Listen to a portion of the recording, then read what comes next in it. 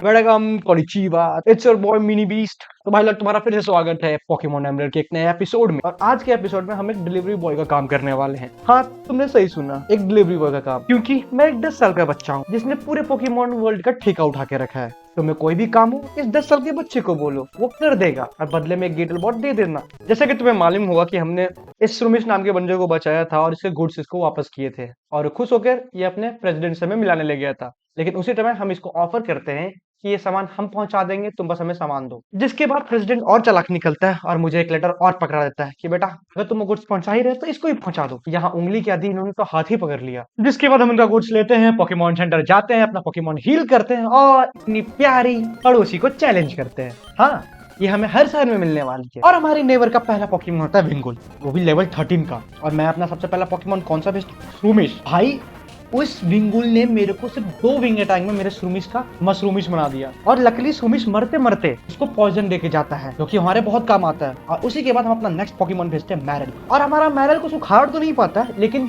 जो सुमिश ने उसको पॉइजन दिया था उसकी वजह से हमारा मैरल जीत जाता है। उसी के बाद हमारे पड़ोसी का दूसरा पोकेमोन होता है रिको, जो कि हमारे मैरल को गेंद बना के खेल लेता है। और उसी के बाद मैं अपना मेन पोकेमोन भेजता हूँ मस्टॉर्म। और आगे तो तुम्हें पता है कि क्या होने वाला है।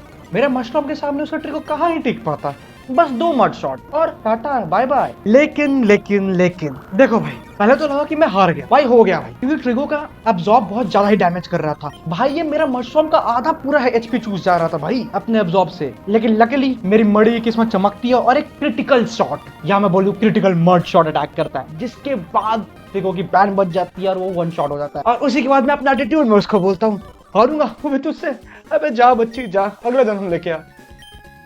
जिसके बाद हम अपना जंगल झाड़ फिर से पार करते हैं और पीटरबर्ग सिटी में वापस पहुंचते हैं। और वो नदी के पास वाला घर याद है? हाँ, वहां पे हमें मिलने वाले दादाजी जिनके पास वो शिप है। और ये वही दादाजी है जिनके पेट पीक को हमने बचाया था टीम एक्वा के मेंबर से। और तुम्हें दादाजी की बात तो याद ही होगी। बेटा मैं पीटरबर्ग के शहर में जो वो कॉटेज है ना, मैं तुम्हें वहां मिलूंगा बेटा। अगर तुम्हें कोई मदद चाहिए बेटा तो बोलना बेटा, ठीक है बेटा? तो हाँ, हम इनकी मदद लेते हैं, इनके जहाज पे बैठते हैं और निकल पड़ते हैं ड्यूफोर्ट टाउन की तरफ।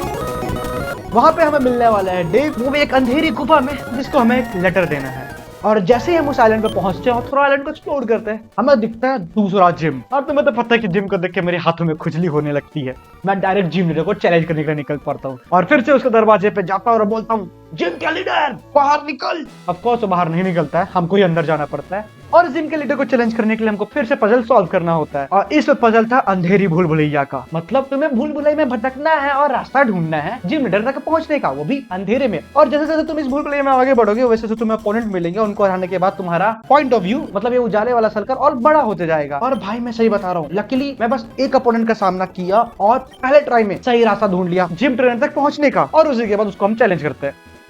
और मैं ये बताना भूल गया कि ये जिम एक फाइरी टाइप जिम है और इसका पहला पोकेमोन होता है माचॉप। और मेरा पहला पोकेमोन क्या होता है? मैरल, लेवल 12 का।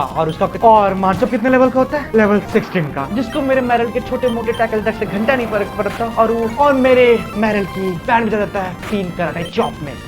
जिसके बाद मैं भेजता हूँ मड़ी को, मड़ी बाहर जाओ और अपने मैरल का बदला लो। जिसके बाद हमारा मड़ी बाहर जाता है और माचॉप को 2 मड शॉट मार के घर पहुंचा देता है। जिसके बाद जिम लीडर अपना अगला पोकेमोन भेजता है मेडिटेटिव। जिसके बाद मेडिटेटिव 2 बल्क ऑफ यूज करता है, जिसके बाद उसकी अटैक पावर बढ़ जाती है। और मैं गधा 1 मड शॉट मारने के बाद दूसरा मड शॉट नहीं मार सकता, नहीं, मुझे दूसरा मूव यूज करना था, ब्रिज। जिसके बाद मैं वो मूव करने से पछताता हूँ और मेडिटेटिव एक फोकस पंच में मेरी मड़ी की चड्डी निकाल देता है। और उसी के बाद मेरे सारे पोकेमोन एक एक करके कुत्तों की तरह हार जाते हैं और मुझे लात मार के जिम से बाहर निकाल दिया जाता है। और अब मेरी बारी थी सुनने की, बेटा जाके और ट्रेनिंग करके आ। जिसके बाद मेरी आंखें खुलती पोकेमोन सेंटर में, लेकिन कहाँ वाले? रशफुल सिटी वाले। क्योंकि मैंने जोश जोश में ड्यूफोर्ट टाउन के पोकेमोन सेंटर विजिट किया ही नहीं था। क्यों? क्योंकि मैं था ओवर कॉन्फिडेंस, मैं तो उसको ऐसे ही हरा दूंगा। और सच में मैं हरा देता। लेकिन अब मैं अपना सबक सीख चुका हूँ और फिर से जंगल पार करके, नदी पार करके वापस से पहुंच जाते हैं ड्यूफोर्ट टाउन में अपने बुढ़े बाबा की हेल्प लेके, ऑफ कोर्स।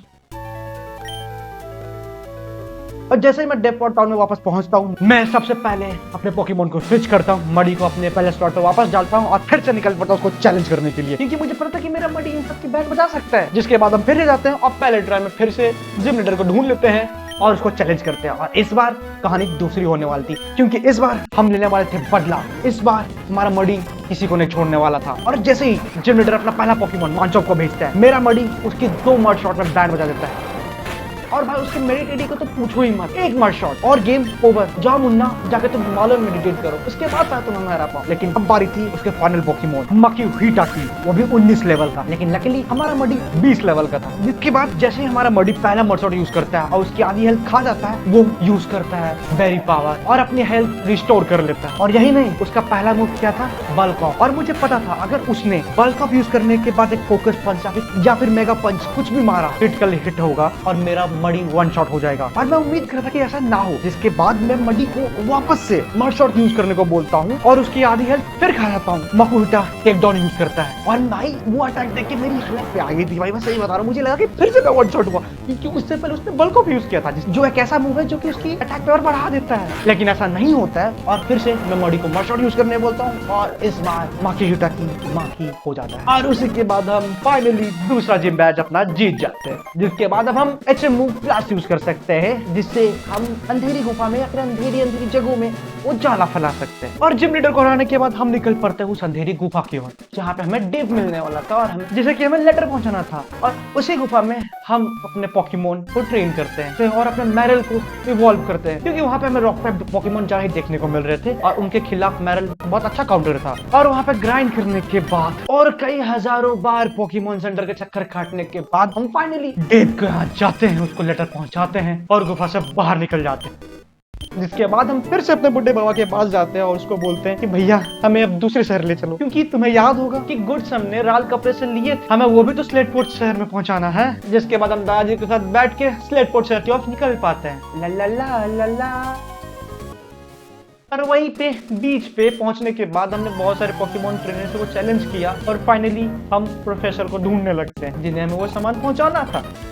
और वहीं पे हमने प्रोफेसर को बहुत ढूंढा, दाएं बाएं सब जगह ढूंढा। उसके चक्कर में मैंने बैटल हाउस में जाके बैटल जीत भी गया भाई 3-4 राउंड का। उसके बावजूद भी मुझे वो नहीं मिला। लेकिन लास्ट में हमें प्रोफेसर मिलता है म्यूजियम में। लेकिन हम प्रोफेसर से मिले बिना ही आगे बढ़ने की कोशिश करने लगे। लेकिन वहीं पे हमें लास्ट में दिखता टीम एक्वा, जो कि वो हमारा रास्ता रोके खड़ी है कि बेटा अभी तुम यहाँ पे नहीं जा सकते, पहले जाओ अपना क्वेस्ट कंप्लीट करके आओ। जिसके बाद हम प्रोफेसर के पास जाते हैं, उसको गुड्स पहुंचाते हैं। लेकिन अभी टीम एक्वा के 2 मेंबर्स आते हैं और मुझे रोकने की कोशिश करते हैं कि बच्चों अब कहाँ जाओगे, और तुमने जो उसको गुड्स दिए वो गुड्स हमारे हवाले कर दो। जिसके बाद वो दोनों मुझे एक एक करके चैलेंज करते हैं और मुंह के बल खाने के बाद अपने टीम लीडर को बुलाते हैं। और अब हमारा सामना होने वाला था टीम एक्वा के लीडर के साथ, और जो कि मुझे भाषण देने लगता है कि बेटा सुनो, सारे मनुष्य सारे लिविंग थिंग्स समुद्र पर निर्भर करते हैं और हमें समुद्र के साथ एकता बना के रखना चाहिए। और मेरा प्लान है एक एंशिएंट पोकेमोन को जिंदा करके समुद्र को बढ़ाने का। लेकिन तुम अभी बच्चे हो, तुम अभी ये सब नहीं समझ पाओगे, तो जाओ जाके अपने गुड्डा गुड़िया से खेलो। ऐसा बोल के वो चला जाता है। एक तो ये पूरे पोकेमोन गेम का ठेका इस 10 साल के बच्चे के ऊपर है